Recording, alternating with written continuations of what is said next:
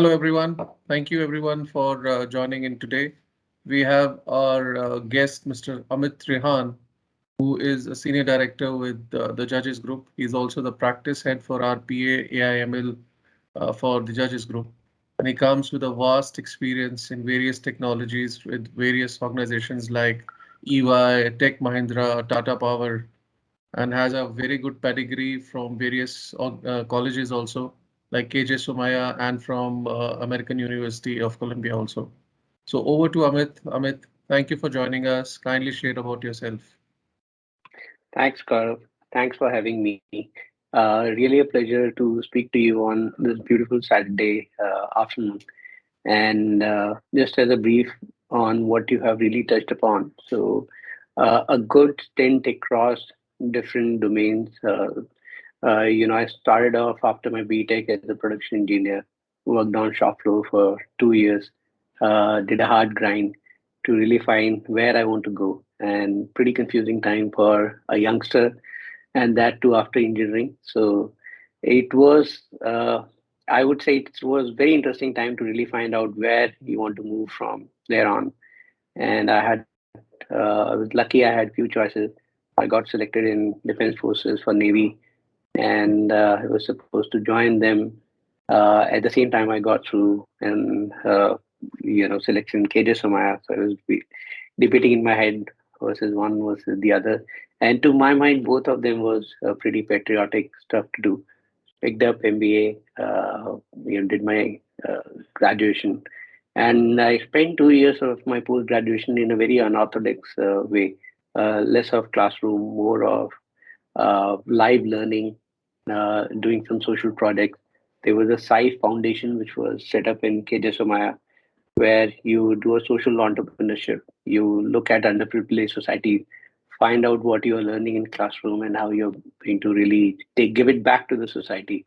And that took about 2 years in working with NAB, which is National Association of Blind in Mumbai, and did some fantastic work in teaching them how to make paperbacks and and got a pretty good result.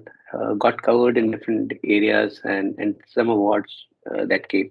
So it was very satisfactory to see how very early on that with your education how you are influencing the society. That was a very key motivation for me. And then I was not supposed to be in IT. My passion was lying in pharma, and I wanted to go in pharma domain as a product manager, and that was the ambition. My family is from medical background. I could not really crack MBBS, and I think that was my, I would say, fortunate moment. I would recall it that way now. Uh, but having done that, I wanted to really continue and see pharma was very close to the heart. But I was not a chemical engineer, and I think none of the things cracked. So I chose IT. Satyam came my way, joined them in campus, and got to work with one of the industry best team, which got formed in Satyam at that time, which was a crack team globally for automotive domain, and they were supposed to spearheading most of the client acquisition at that time. So under the leadership of some of the industry best, got hang of working in that IT, and I really liked it. From day one, what I was doing was very satisfactory, and I was really picking up a lot of things faster than the others. That's how I got enrolled into sales, and I think Satyam typically don't put too much of MBA just with 6 months, 7 months sort of experience in sales. I would call myself as an exception there, and that happened. And thereon, I never looked back. Uh, from that moment, started off with Satyam, had a stint in Germany, then came back to Middle East, spent about 5 years there, then came back to India. And all throughout this professional career, one thing was very clear in my mind. I always envision myself as where I want to be about, in future, what sort of role. I didn't set a time frame. I just had a very clear thing that this is what I want to pick next, and this should be challenging. And God grace, that thought really translated to some action, maybe sooner, some later, but it really came about that. And and I think that's where, after all the journey in Satyam and then Infosys and SCL and ENY have been very kind, and I think good exposure there. So now I'm heading the global practice. And personally, I like a lot of time, spend time in different activities. I'm a sports person, so I spend a lot of time playing lawn tennis, squash, and I play professionally as well. I travel for some of the tournaments, especially for squash. I have traveled a lot. For tennis as well, I've traveled, and that's keep me, very agile in my mind, and I continue to do so, learn from my mistakes, and it's a live ground where you are vulnerable and you discover a lot of things about yourself which you don't feel that, there's some myths, and I think they'll get broken on a ground field faster than anywhere else. So I keep testing myself there, and I love to meditate, whenever I get time, and I think most of the days I do. Hmm. uh, that's best bit about myself. That's how I keep myself engaged in different things.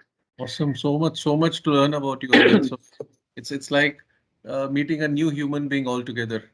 So I think that these attributes of your personality are actually echo with the thought of our podcast, because in the thoughts we envisioned about these attributes in a human being, like having those confusions which you would have had when you would have to choose between Navy and your masters. And then the challenge is when you thought about why get into IT when I want to be in pharma, those challenging days. So those battles which you fought inside your heart and inside your brain, those are actually the examples which we would want to showcase to our audience, that yes, everyone goes through it and everyone has to take a decision and then stick by that decision and run with it. So that's what we see in your life also, in your corporate journey and in your personal journey also, that you actually took that as a mission for yourself and then you moved on. Let it be your education, let it be your decision to not get into pharma and then stick with IT. Because today, when I see at your profile, you are doing exemplary in IT, not being in an engineer in IT, but you are leading a team of engineers.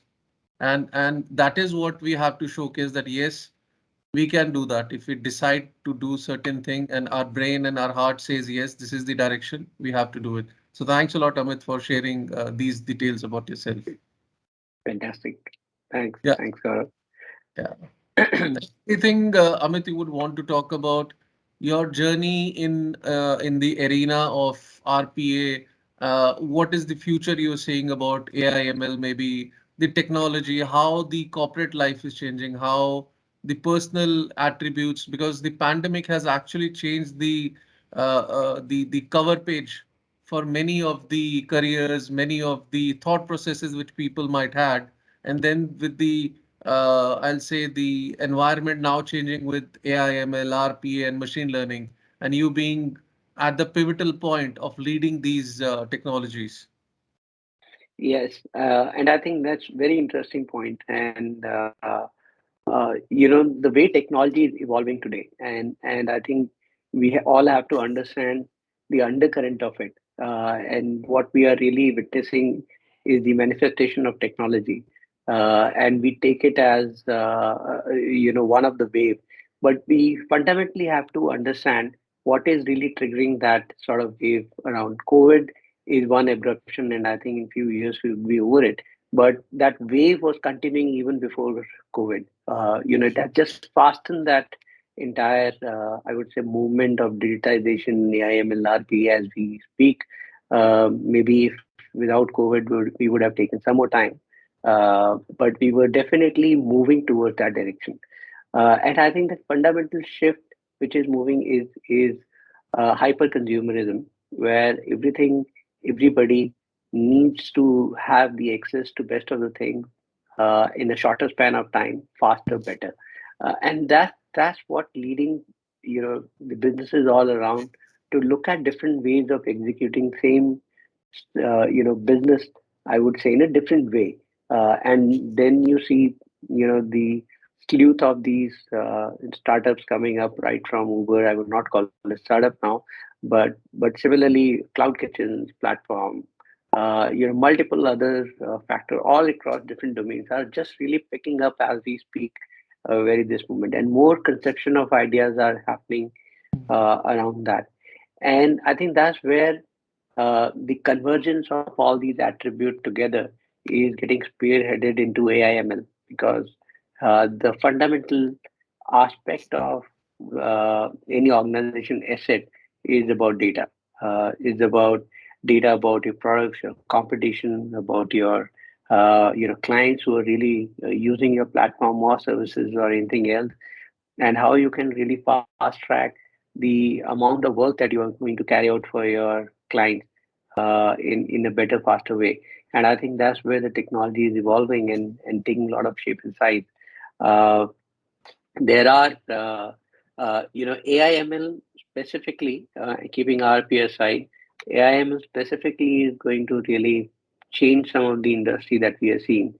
Uh, some of these examples are really in front of us from fintech point of view, where we are having the access to finance without really going to a bank, and we don't care what sort of financial institution legacy it is coming from. We are comfortable transacting on these new age platforms, surely for the convenience they are offering back to us. And most of the time, we don't even have to visit their office. And if you ask where is the branch, you would not really be able to pinpoint where they're based out of. Unlike SBIs and the others. And that sort of change, way it is going to evolve, maybe 3 4 years down the line, is going to fundamentally change how we consuming different services. Finance is one which has been very, very key. You see in the matter of your personal time when you go out market, have some food, you enjoy a new restaurant, and now if you see with cloud kitchen and black kitchens, as they say in cloud kitchen aspect coming up. So that means I can go to a MacD nearby and order a plate of sushi from best of the sushi place, and MacD delivering it to me. And people think that is crazy, but I'm, I'm saying it's just a matter of time, and all this stuff is going to happen.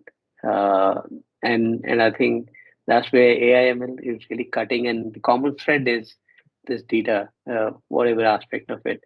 So great future, great sort of way for us to look forward to adopting some of these newer mindset, challenging what we have been seeing all across. That's where I believe we need to harness those sort of mindset to evolve, scale, and succeed. Awesome. Awesome. Perfect, Amit. So I think that you actually summarized the future also. So picking a cue from this answer of yours, so I'll ask you that let's say this technology was available 20, 25 years ago, and you're again a 20 years old youth with all those queries of a recently turned adult. What would you have done differently? Let's say this AIML, this mobile revolution, the Netflix of the world is there with you, and you are 18 years old and 20 years old. What would you have done? I would have fundamentally made a lot of mistakes. I would have gone ahead and given myself that sort of space to make those mistakes. And I would have loved to really early on, when I was 18 or so, would have really listened to my heart, understand what is happening around me. And with that understanding, I would have picked up a lot of decisions, failed at it, learn from it, and redo. I would not really would have been very, very cautious about the outcome, but I would have sailed with my ideas, things that I feel is I'm convinced with, and I need not to convince anybody else, because I believe the technology, if it would have been available 20 years back, that would have been my, I would say, the pillar of support to see I can really rely on this, and I know I'm picking up right stuff as long as I'm sticking with the fundamentals, which where AI will be able to help me. Then manifestation of issues, whether it is societal, whether it is business, whether it is personal. there are different dimensions available to it, and I don't see technology as technology. If I would have been 20 then, I was simply picked it up and try and tested that whether in problem statement A, B, C, whatever I'm convinced with, it's giving me an output, and I would have gone with it. Awesome. Awesome. So I think that you have a pillar in your center of your life, and you use that for going back to that center point. So if I were to use that connotation and say that, let's say you have all those technologies, you have all those youth, you have everything, you are sticking to your pillar, and suddenly you win a lottery, a 7 million or let's say a $10 million lottery you win. What is it that Amit would do? That today you Uh, sleep and tomorrow morning you get a message from your bank that $7 million have been credited to your account. I would have simply picked up that money and sat with one of the investment bankers, and I would have really charted out how I'm going to spend this into uh, setting up some sort of education institute. I would not call it school, but some sort of education institute for underprivileged. Sure. Maybe across, and maybe in a hub and spoke model where uh, where I would have made that sort of infrastructure for them to really think out of the box. Don't take education as merely certain classes and certain numbers, but listen and absorb and maybe witness the society more openly, and think about, ideate, come about how what you are convinced with doing, and go with it, and mix of different educations coming together. And I say isolating education and engineering, medical, others necessary. But if there is a way I could have gone back, break those barriers, and uh, would have set up those sort of education foundations. I would have spent that money along with that investment banker, planned that out, and would have really spent even the last penny of that amount into that initiative.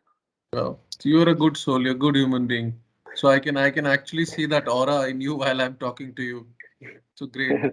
So I hope Thanks. and I'll pray that you should get that kind of money and you should start that school or let's say that education institute for the underprivileged. Awesome. God willing, one day for sure. Yeah. And So let's say and I when think, you talk, yeah, please. yeah, please go ahead. Yeah, I was saying that once we talk about uh, having a good thought, having that good vibes, and let's say you get the opportunity of bringing some of the people who have left us to the heavenly adobes, who is that one person and you would want to get back to the world?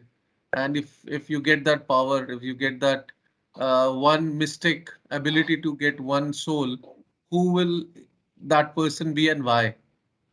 And my unambiguous answer to that question would be, only one person I would have loved to see come back, and that would have been Nikola Tesla. Wow. Uh, and he's by far in modern science the only scientist who saw the future, who Mm. built the future, but got killed by the bureaucracy. And when I read about him, when I learned more about his initiative and work that he's been carrying out, or he carried out, which you and I are consuming today, likes of AC motor is Mm. basically induction motor built by him. Mm. The AC current basically is being his conception. Mm. Remote control is being built by him, and we can't see our life without all this today.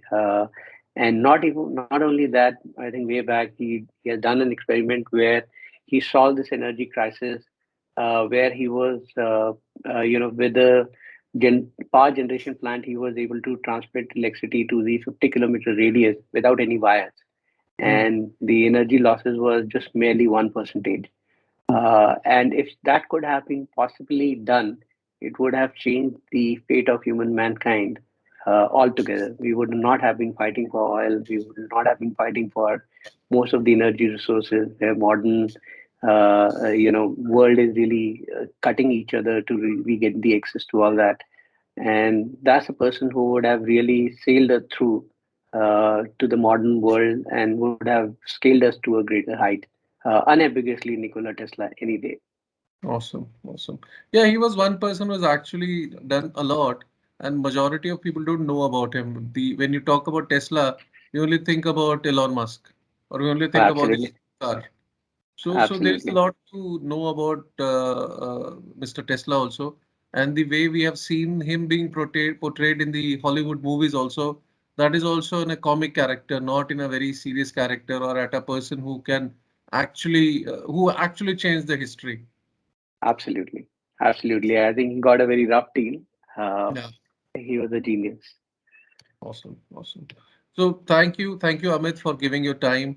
While we wrap up this podcast, I like to ask you to share your anecdotes, your tips, your tricks, or your, I'll say, the pivotal points which you would want our audience or our youth to listen to, and how they can take those cues from your life and the experiences which you have been through and change their life. So I think for that I'll go about 2,500 years back, and very enlightened soul happened to really transcend on our earth, and that too we've been fortunate in our country, India. So Buddha, uh, Yes. and and and his sermon, and it been uh, written in few books, which is called Tipitaka. So one of the Tipitaka chapter is on Dhammapad, and the opening line of that Dhammapad is Manupagam Dhamma Manosetha Manomaya, which basically translates to that we are the child of our mind. We can be what we think, and it's very clearly our future is in our thoughts, nowhere else. The moment we get a hold of our thoughts and we choose to really construct it for ourselves better, the future that you want to happen without asking anybody else would unfold in front of you without you asking for it. And I think that's a great message, and I live by that. And I believe even for the youngsters, that's an anecdote. Uh, don't feel disheartened. Challenges are good because they are going to fundamentally test your conviction in where you want to go. So don't leave it. If your conviction is good, you want really that sort of future to unfold for you, go for it. Live with that dream, just day in, day out, and be at it. You would definitely bound to succeed. There is no way else, no energy in the world which can stop you from arriving at your juncture. So that's my anecdote. That's my fundamental belief, and I think that's what I want to really share with youngsters. That if challenges are good, that test your conviction. Go ahead and mano setha mano maya. Your mind is your future. Awesome, awesome. Very profound actually, because we get to hear about the subconscious, we get to hear about the mind, but you have actually put it in a very, very concise manner. Is a manuseta mano maya. So as Manomaya. manomaya. So it means your thought processes is what will drive or what will eventually become of you. So I think that Amit, we can wrap it up at this note. So thanks a lot for giving your time. Thanks a lot for bringing this happy soul, this pleasant face which our audience can see and actually can learn from your experiences from your life. We'll be putting your link, your direct connection of LinkedIn on the description also, and we will also be putting your photographs and your videos while we see you play your favorite sports of squash and tennis. So Sure. thanks a lot, Amit. Thanks a lot for your time. Pleasure Take care, meeting Gaurav. Thanks. Thanks for you. having me. Pleasure Thanks. speaking to you. Have a great Thanks. day. You Bye. too. Thank you.